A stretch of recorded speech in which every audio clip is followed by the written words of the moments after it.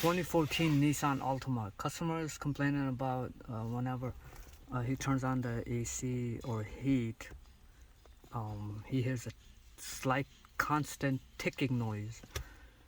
So the remedy of that is you gotta take the blower motor down and clean out the leaves that get stuck inside the blower motor. This is what I found out with this car. This is not the first car that I dealt with.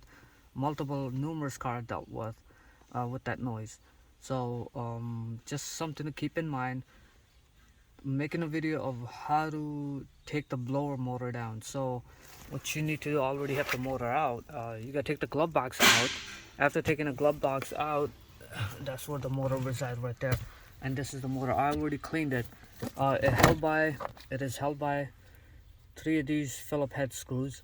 So for the glove box, you gotta take 1, 2, 3, 4, 5, 6 Phillips screws out, and there are 2 more that resides inside, which is one right here, one right here. So total 8 screws. You gotta take it out, and then you gotta take the side panel off,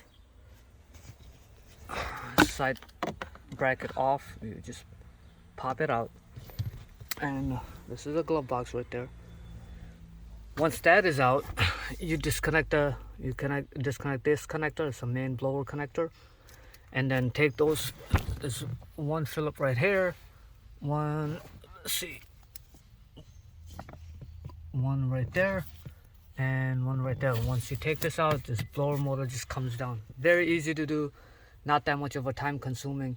Although when you're taking a glove box out, make sure it's a light connection. There's a light connection right here, and there's another light connection. I believe one of these is a light connection. Let me double check. So this is for a valet trunk switch connection, and this is for the glove box light.